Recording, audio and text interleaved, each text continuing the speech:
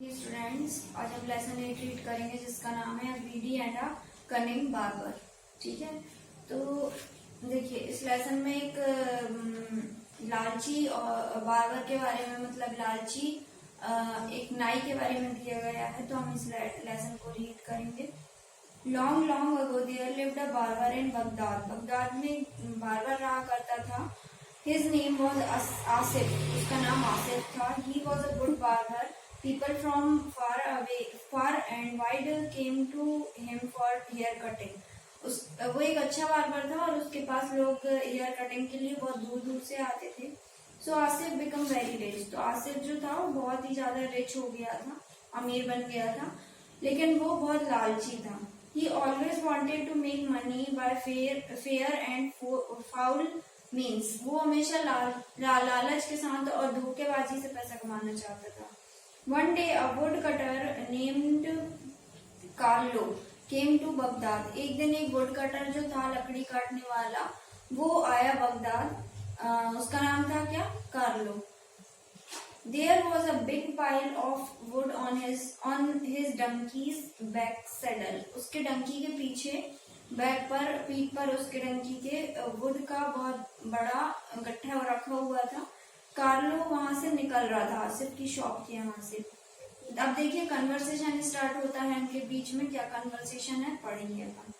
आसिफ जो है वो बोलता है, oh wood cutter is the pile of wood for sale. क्या ये गट्ठा बेचने के लिए रखे हो? कार्लो बोलता है, yes sir, do you want to buy it. क्या तुम इसे खरीदना चाहते हो? आसिफ बोलता है, yes, what will you charge for the wood on the donkey's back, on your donkey's back. तुम इसका कितना चार्ज लोगे? तो कार्लो बोलता है, 5 कॉइन्स ऑफ सिल्वर, सिल्वर के 5 सिक्के। आसिफ बोलता है, good, please unload the donkey and put the wood in my shop.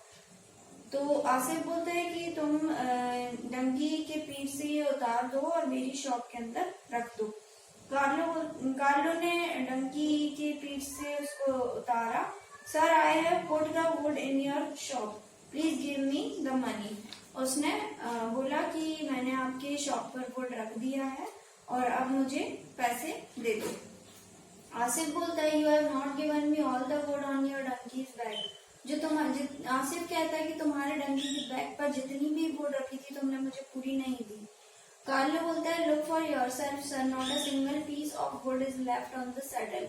तो आप खुद ही देख लो, यहाँ पर कोई भी एक पीस नहीं बचा है देने के लिए। आसिफ बोलता है, what about the back saddle, it is also made of would, isn't it. तो वो बोलता है कि जो बैक सैडल क्या होता है कि जो डंकी होता है उसके बैक पर जो बिछा हुआ होता है, उसकी पीठ पर जो बिछा हुआ होता है उसको बोलते हैं बैक सैडल। ओके, तो वो बोलता है कि तुमने वो मुझे बैक सैडल नहीं दिया है, वो भी तो वुड का बना हुआ है। कार्लो बोलता है, but how can I load my donkey without it. तो वो बोलता है कि मैं इस पर सामान कैसे रख सकूंगा अगर मैं वो भी दे दूंगा तो। आसिफ बोलता है, no, you have to give me back saddle and then I will give you the money. I agree to pay 5 coins of silver for all these wood on the donkey's back। मैंने जब तुम उस saddle को दोगे मुझे तभी मैं तुम्हें पैसे दूंगा, और मैं 5 coins सिल्वर के मैं तभी दूंगा, तभी देने के लिए एग्री हुआ था जब तुम डंकी के बैग से मुझे ये सारा वुड दे दो। Carlo took off the back saddle and give it to Asif. Carlo ने उसको वो बैक सैडल निकाला और आसिफ को दे दिया। उसको पता था कि आसिफ उसे चीट कर रहा है, ठीक है, धोखा दे रहा है। Then Carlo went to the caliph and told him all his story. वे कार्लो जो था वो एक कलीफ के पास गया और उसने पूरी स्टोरी सुनाई। कलीफ बोलता है, Asif has cheated you, he is cunning barber, he worded his bargain carefully and has broken on law. However, I will tell you what to do. उसने कलीफ ने बोला उससे कि आसिफ ने तुम्हें चीट किया है, वो एक लालची बार्बर है, उसने तुम्हें बहुत ज्यादा बार्गेन किया है, बहुत अच्छे से बार्गेन किया है, और अब मैं तुम्हें बताऊंगा कि तुम्हें आगे क्या करना है। The caliph gave Carlo a gold coin and also told him how to teach the barber a lesson. कलीफ ने उसे एक गोल्ड कॉइन भी दिया और उसके बाद उससे बोला कि अब मैं तुम्हें बताता हूँ कि तुम्हें बार्बर को लेसन कैसे सिखाना है, मतलब बार्बर को कैसे बताना है कि उसने चीटिंग किया है। The next morning Carlo went to the barber shop. दूसरी मॉर्निंग कार्लो जो था वो बार्बर की शॉप पर गया, आसिफ के घर। आसिफ ने बोला वो would cutter, what brings you here now, अब तुम मुझे मेरे लिए क्या लेकर आए हो। कार्लो बोलता है I will give you this gold coin for shave for myself and a complete shave for my friend who is standing outside. Asif agreed at once. He shaved the woodcutter and then said, "Call your friend and I will shave him." उसने Carlo ने उससे बोला कि मैं तुम्हें ये gold coin दूंगा और तुम्हें मेरी शेव करनी होगी और मेरे साथ ही मेरे दोस्त की शेव भी करनी होगी जो कि बाहर खड़ा हुआ है, पूरी कंप्लीट शेव करके देनी होगी। ओके, कार्लो बोलता है ठीक है। अब कार्लो ने एक बार में एग्री हो गया, उसने वुडकटर की शेव करी और फिर वो बोलने लगा कि अब तुम्हारे दोस्त को बुलाओ, मैं उसकी शेव भी करूंगा।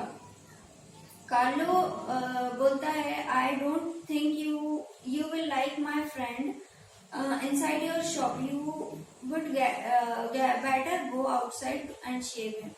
तुम्हें अच्छा नहीं लगेगा कि मेरा दोस्त अंदर आए तुम्हारी शॉप पर, इसलिए तुम खुद बाहर जाओ और तुम उसकी शेव कर दो। आसिफ बोलता है all right then tell me where is your friend. Carlo pointed to his donkey, he is my friend. उसने बोला कि चलो अब मैं बताओ तुम्हारा दोस्त कहाँ पर है। कार्लो ने डंकी की तरफ हाथ दिखा के बोला कि वह मेरा दोस्त है। आसिफ ने कहा व्हाट, शेव और donkey, are you in your sense, क्या तुम्हारा दिमाग ठिकाने पर है, एक डंकी की शेव। कार्लो बोलता है you have already agreed to shave my friend, an agreement is an agreement. तुमने मेरे फ्रेंड की शेव करने के लिए तुम मान गए थे और एग्रीमेंट एक एग्रीमेंट होता है, तुम्हें भी मानना पड़ेगा। Asif was very angry, Asif बहुत गुस्से में था। He thought everyone will laugh at me, so he turn Carlo out of his shop. Carlo went to caliph. देखो फिर क्या हुआ, आसिफ बहुत गुस्से में था, उसने सोचा कि सब मेरे ऊपर हंसेंगे, तो उसने कार्लो को अपनी शॉप से निकाला और कार्लो कलीफ के पास गया। अब देखिए क्या हुआ कि this was exactly what the caliph had plan. ये वैसे ही हुआ था जैसे कलीफ ने प्लान किया था कि ऐसा ऐसा होना चाहिए। कलीफ ने फिर से उसकी पूरी स्टोरी सुनी और उससे बोला कि तुमने एग्रीमेंट किया है and you have to stick to it, you have to shave the donkey. और उसने बोला कि तुमने एग्रीमेंट किया है और तुम्हें डंकी को शेव करना ही पड़ेगा।